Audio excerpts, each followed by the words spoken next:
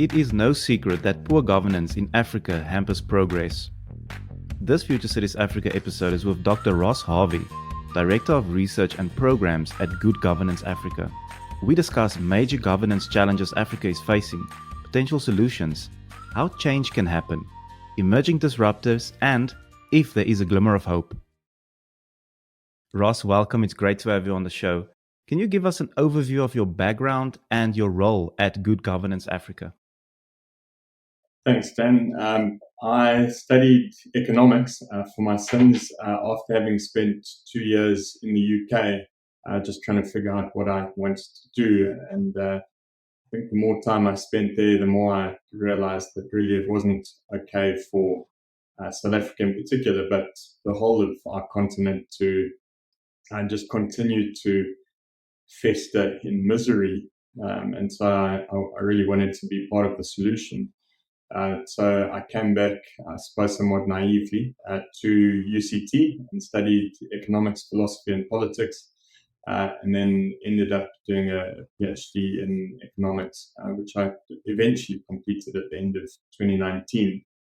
And the subject of my thesis was to try and understand the institutional evolution of Nigeria and Angola and the way in which oil affects the political and economic landscape and a country's political institutions. And it turns out that oil is not always the initial problem, but often the exacerbating problem when it does enter the equation, especially if good governance mechanisms are not in place at the time of discovering commercial quantities of oil. So that, I suppose, in a sense, led me down this somewhat inevitable path. I got a call from the founder of Good Governance Africa, and on the subject of how do we address this resource curse? Africa is full of natural resources. We really should be highly developed by now, but it seems to be an affliction rather than a blessing. I ended up joining Good Governance Africa in May 2020, right in the middle of lockdown, and also for the last 2 years and a bit have been engaged in really trying to build up our profile, ensure our credibility, work with others to really try and amplify our potential impact. Having a real impact in the policy space is actually quite tricky, and so we're not always great at being able to attribute impact to ourselves. But certainly I think that in the last 2 years and a bit, myself and Chris Maroleng, who came in as our executive director, we've enjoyed the benefit of being able to work with colleagues who are fully committed to seeing Africa transformed, and we believe that it can happen. And so we're fighting the good fight of faith here and hoping for transformation in governance terms across the continent. Who and what exactly is Good Governance Africa? What is your strategic objectives? What do you hope to achieve?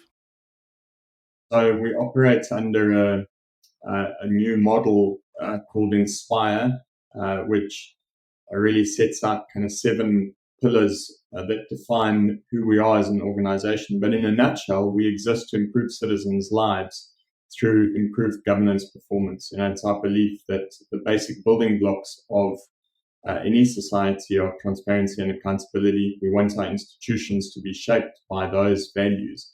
And then more positively, we want institutions to be formed in such a way that, on the basis of good governance, investment is attracted that enables private sector dynamism.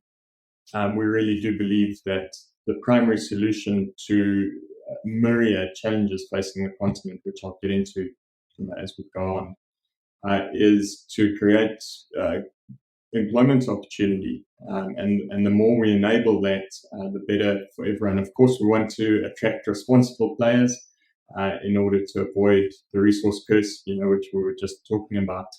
And so at GGA, we're also a hybrid think tank. We're very firm on our why. We exist to improve citizens' lives.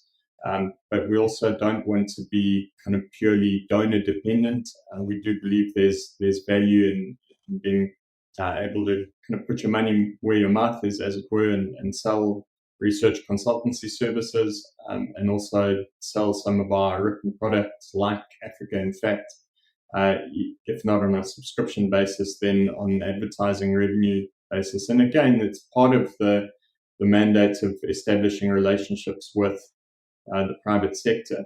But yeah, Dan, in a nutshell, what we're trying to achieve is to improve government effectiveness and empower citizens to hold their states to account.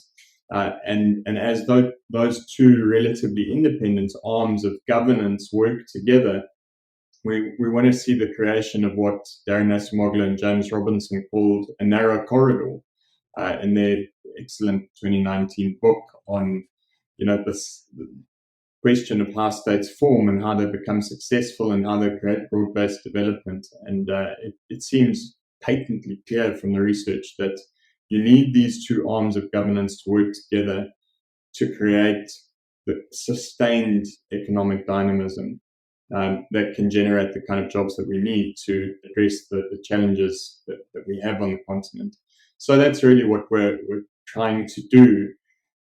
So we try to make our information accessible both to policymakers and to citizens, and in that process, inviting the private sector in to become development partners, to help both, to build good relationships with the communities in the areas in which they operate, but also to really help build institutional capacity where it's lacking. And it's our firm belief that companies would generally do better by partnering than by simply seeing themselves as resource extractors or policy takers. So we're trying to operate in that space then of inviting the private sector in to become part of this threefold solution: private sector dynamism, government effectiveness, which entails a whole lot of things. We want governments to be accountable. We want them to deliver services properly. We want them to put basic principles of good governance in place. And at the same time, we want citizens to really hold effective states to account. You don't want to be in a position like China where there's no real power sharing, the political landscape is not competitive, and that competition is basically good, at every level. So, Ross, are you struggling to get the private sector part of this conversation? We thankfully have found the private sector quite amenable to what we are trying to accomplish, and I think increasingly they see the value, and partly maybe it's some of the language that we use. Companies are familiar with kind of risk analysis and so on, but I think perhaps sometimes are willing to overlook real risks or not dig into risks as proficiently as they might, and they make mistakes. You see very large multinationals making mistakes in places like Mozambique and Guinea, and seeing asset write-downs. And what we're really saying is, look, we can help. We don't have all the answers, but things that you might see as a cost initially, we want to encourage you to see as an investment in long-term returns. And sure, it may come at the cost of next quarter's shareholder returns, but you might still be in the game 20 years from now when others have abandoned. So we are finding the private sector more and more amenable. Obviously, it takes time to develop a reputation. We're not just another EY or Deloitte or private consultancy firm. So there are many challenges, but what are the major challenges that Africa is currently facing, and how is Good Governance Africa positioned to help in addressing these issues? I think what we are clear on is the challenges that we are trying to address. And I think it's helpful to start by saying that we really do see climate change as perhaps the dominant challenge, cross-cutting challenge that will be afflicting the continent for decades to come. And I think it's easy to be despondent about some of the climate change work both because of the fact that we've overstepped all these planetary boundaries and it's really difficult to reverse that. At the same time, there's a collective action problem, right? What we've seen with the war in Ukraine is it's all good and well to have net zero ambitions, but if that leaves people freezing at home because they can't access Russian oil, then you're going to start up your coal-fired power stations again.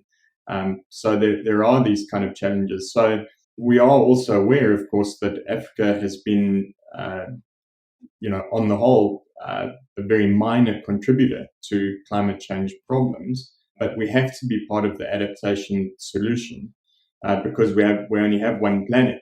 So of course there's hypocrisy and so on, but we do need to, I think, really think about how we're going to get involved in adapting to climate change and doing whatever we can to mitigate it as well, even though we were initially part of the problem. The data suggests that we contribute 4% of global emissions, but we are going to suffer the brunt of the problem. So on that note, at the SADC office, we set up a human security and climate change program, which deals specifically with the challenges of climate change, the direct impacts, but then also the indirect impacts. We know that climate change is increasingly going to be a driver of migration. That migration in turn can cause conflict, in addition to the conflict that exists kind of inherently over increasingly scarce resources. Plus, there are sometimes infrastructural decisions that are made that don't help. I can be one example. We have the Stigler's Gorge Dam being built in Tanzania. And we would say, look, it's a poor idea. In a climate change context where you already have two dams upstream and increasingly less frequent rainfall, this is not the best way in which to generate power, especially given its downstream agricultural and ecological effects. And as the cost of new technologies goes down and microgrids become more feasible and so on, regarding solar, wind, what have you, that would probably be a better way to go. So often you're up against kind of political mega infrastructure projects that carry legacy opportunity for leaders and so on. So we're trying to again just communicate solutions in a way that can really land well. So that hence human security and climate change. And then related to that, of course, is natural resource governance. We do think that the resource curse is a major challenge. It shouldn't be that resource wealth of countries remain so underdeveloped. And all the new research coming out is it kind of permanently corroborates the thesis, unfortunately. And again, the solution, to put it somewhat simplistically, is to form governance institutions that can actually manage resource wealth properly. And so part of what we do in the natural resource governance program is not just to try and ensure transparency and accountability in how the sector is governed, but then also connect mineral wealth to industrialization opportunities where possible in the value chain. And we want those opportunities to not be ecologically destructive. So we are trying to truncate that curve. We don't want Africa to become wealthy through the typical process of degradation. We'd really love to see industrialization that absorbs labor being ecologically friendly. We think that is possible. It just requires a lot of foresight and planning. And then having said all of this, it's great to have good ideas around how to deal with climate change-driven migration and how to reverse the resource curse. But at a very basic governance level, if countries are not experiencing free and fair elections and citizens are apathetic or coerced or manipulated or afraid of being involved in politics in any kind of meaningful way, then it's very difficult actually to sell the argument of policy that serves everyone. Elites typically make calculations of repression versus reform, and in many African contexts, unfortunately, elites see it as less costly to repress than to reform. Um, and so we're big on trying to ensure free and fair elections and greater political involvement. An associated challenge, across the board, Dan, obviously is something that Danny Roddick called premature deindustrialization, where we find that African and Latin American countries, but especially African countries, are moving out of manufacturing at lower median per capita income levels and sooner than their industrialized counterparts. Because manufacturing typically absorbs labor, we've kind of bypassed that stage, and that actually has to be reversed. So hence, part of the reason why I emphasize the importance of us tapping into mineral value chains, especially regarding, the ambition for net zero and the transport and energy revolutions. We have to tap into those value chains, but specifically with a view to absorbing labor, because growing youth unemployment is simply going to exacerbate already poverty that at the moment our poverty levels are threatening to regress to 1990 levels unless we start planning very astutely. So our challenges are manifold, and we've structured our research departments in such a way as to be, to take an integrated approach, but to treat these problems kind of in their lanes. So, on the Kenya elections earlier this year, do you see that as positive or negative with regards to governance structures? The Kenyan elections, as with the Zambian elections, have been very positive as far as we're concerned, and even the Angolan elections. But to your point around Kenya, I think there are two very encouraging things for me at a broad level. One is that dynasty you speak of, the post-colonial tight-knit set of elites that have governed Kenya largely for their own benefit over the last 60 years. That has been brought to an end. And the fact that the courts upheld that decision is really positive. So I think you are starting to see the fruit, as it were, of democracy taking root. I think in a lot of contexts we have democracy in name, but if you define democracy a little more strictly, where you say the opposition has a genuine chance of winning an election, that starts to narrow the playing field a bit. And I think that both in Kenya and Zambia, contrary to popular expectation, the opposition won. And it's a really positive thing. In and of itself, it doesn't kind of get at this problem of massive and growing youth unemployment, but hopefully it indicates a level of youth participation in the political process that bodes well. Voter apathy often is a function of the youth just saying, well, I see no future and I see no reason why I should participate. And sometimes they favor protest over voting because votes are rigged and so on. But even in a context where the incumbent had all the advantages of utilizing state apparatus and so on in Zambia and Kenya, the opposition still won. What exactly is holding back or blocking good governance in Africa? What needs to change? What steps do we need to take? We must recognize that inherited colonial institutional structures do play a part still, and even prior to colonialization, the impacts of slavery, for instance, are still with us. Both the Arab slave trade and the transatlantic slave trade. There's a lot of very good economics work to show the long run negative development impacts of those legacy issues. So we shouldn't discount that. Having said that, there are solutions, and the current blockages, I think, are partly a function of lack of competence and confidence on the one hand, sometimes, and then also just a lack of incentive and a lack of accountability on the other hand.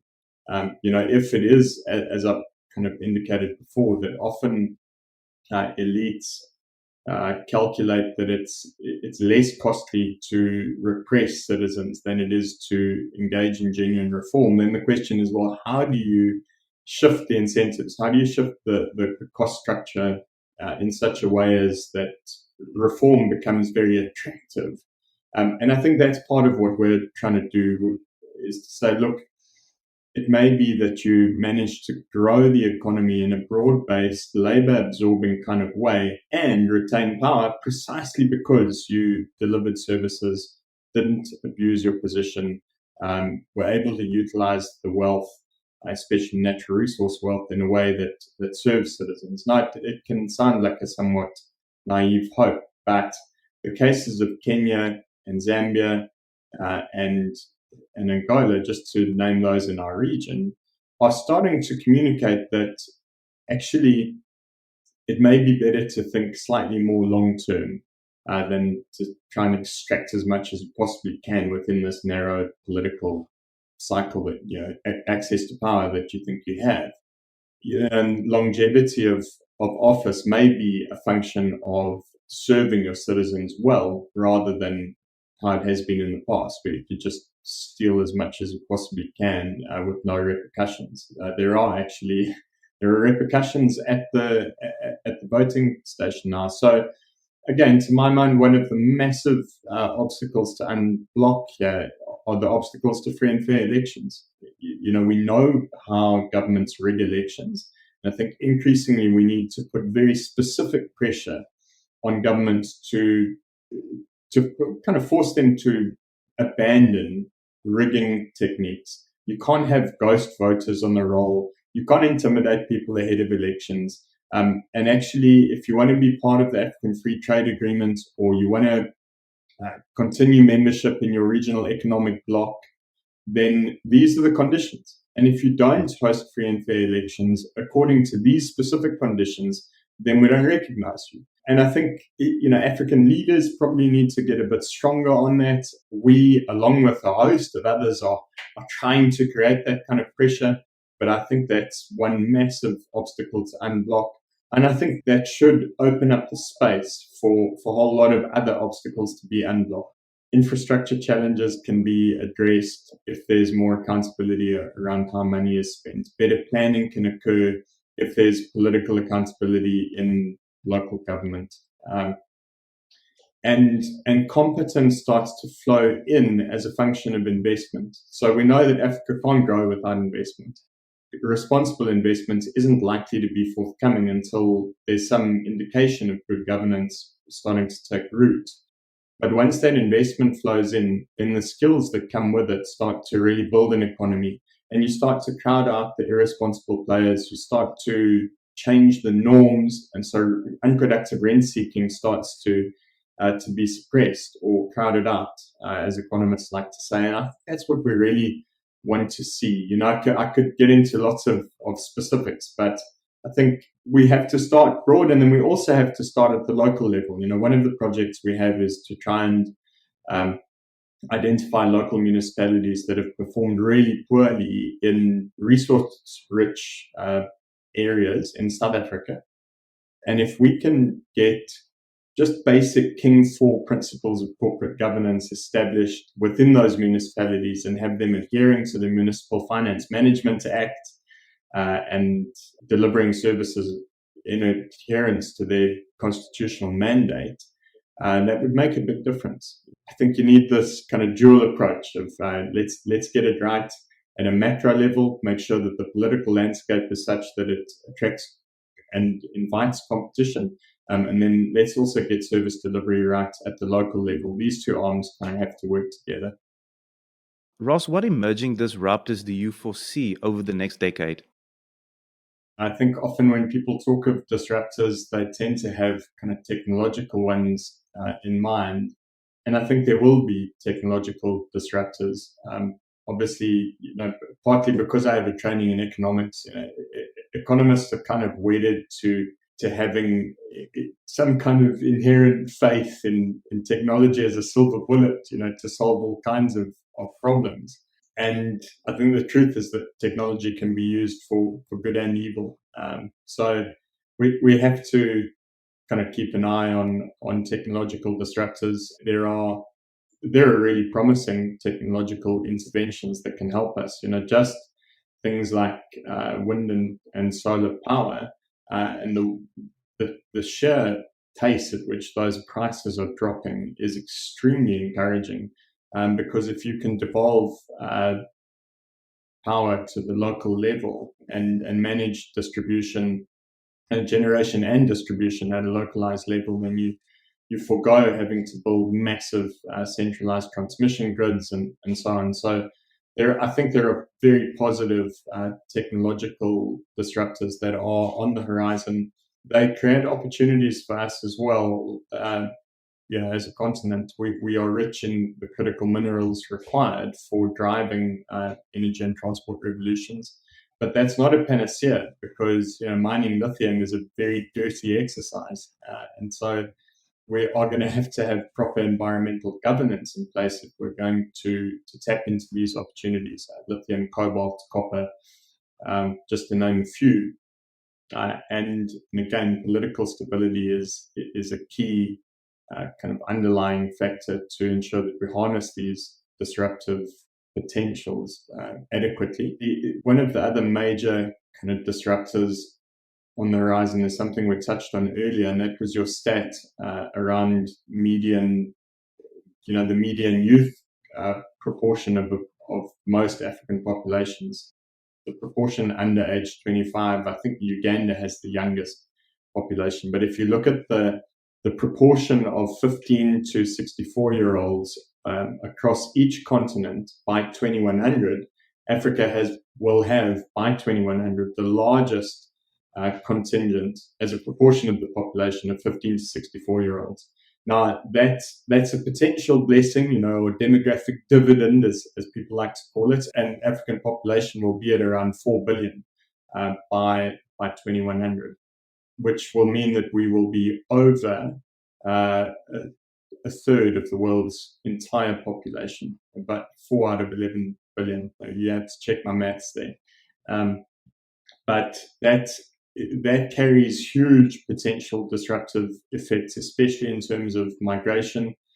If Africa doesn't fast become well governed, then I think, given the climate change impacts I was speaking about earlier, we're going to see migration as a huge disruptor, not only to the continent, intercontinentally, but across continents.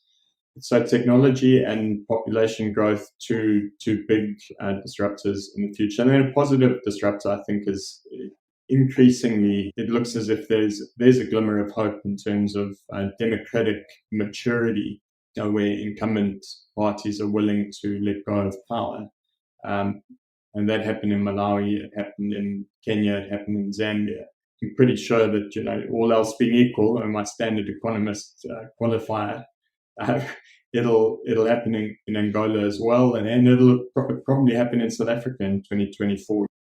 Probably urban migration, that is going to be a serious, and is already a massive disruptor. If I just think about in-migration into Cape Town and the kind of impact it has on the city's ability to deliver services, it's really significant. In a context of general and kind of average poor governance, if you do govern well, you can lay a rod for your own back, because you put pressure on your services. It's great to be able to offer health and education services for free to people who are from north of our borders, but it does create conflict over resources, and it does stretch the capacity of those involved in delivering those services. And I've seen this, unfortunately, firsthand. But the point is, we need all cities to function really, really well if we're going to deal with this migratory trend that's already happening and causing a bit of difficulty. There is great doubt in the ability of the African and global governance order to respond to the challenges of our times. Is there a glimmer of hope? Hope is such an evasive and enigmatic thing, because you want to be clear-eyed about the challenges, but you also don't want those challenges to be despondency-inducing. And I think often we ask ourselves difficult existential questions. Can we, as a small NGO in a sea of misgovernance, kind of really move the needle? And we think we can. I think what we kind of often have to recognize is that it takes longer than we initially expected, but it also takes time to learn what's effective and what isn't. And then to hone your approach accordingly.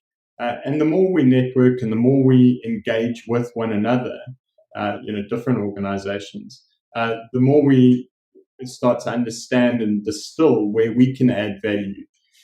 And I think it's in those spaces where you know that you're adding some value and potentially shifting the needle, that does give some hope. And I think for a lot of us, identifying specific projects that could have an amplified effect and be, that are replicable. In other words, that you can transpose in a context specific way into other arenas. If our kind of improvement of local governance performance, for instance, if that project was successful and we could replicate it not only in other parts of South Africa but also in the region, we think that would be fantastic. So that kind of, it's a challenge that keeps us up at night. It's also the source of hope. So I think we just live in this tension. Some of the challenges can really seem monumental, especially when commitments regarding climate finance, for instance, are not entirely forthcoming. That can be despondency inducing, but one understands as well, that you can't only depend on external sources of financing. We do actually have to find homegrown solutions, for lack of a better phrase.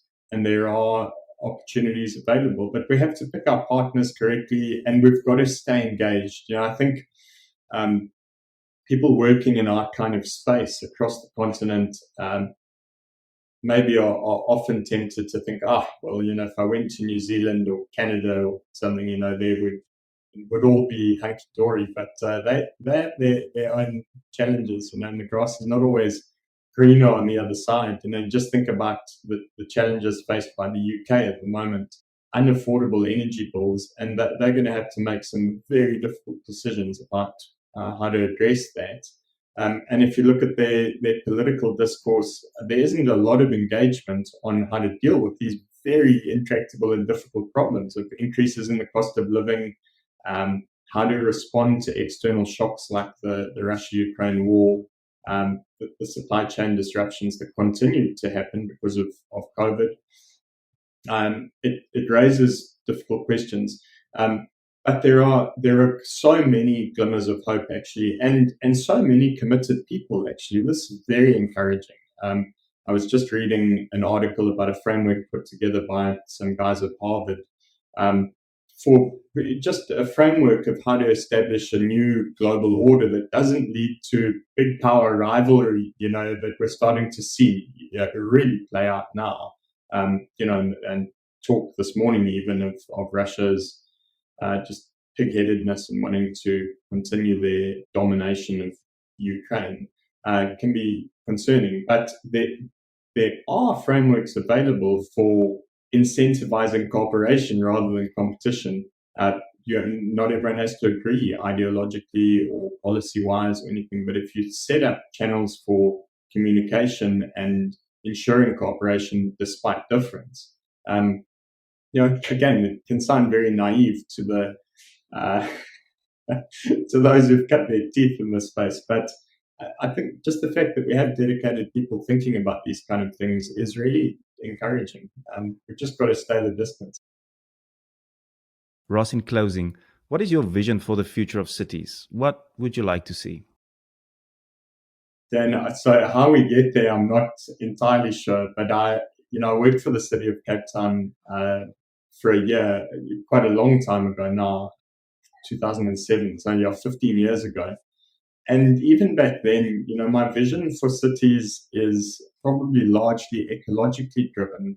I would love to see cities making more use, more optimal use of their natural resources. You think about a city like Cape Town, I'd love to see the city harnessing more of its stormwater and returning what used to be open rivers back to open rivers. I know this entails kind of digging up streets and what have you, which would create even more traffic drama.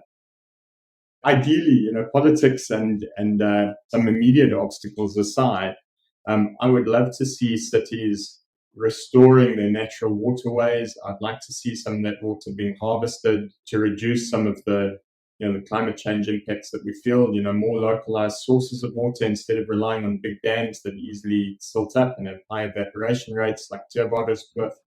And I'd love to see cities being largely self-sustaining. I'd like to see more hydroponics, more vertical agriculture.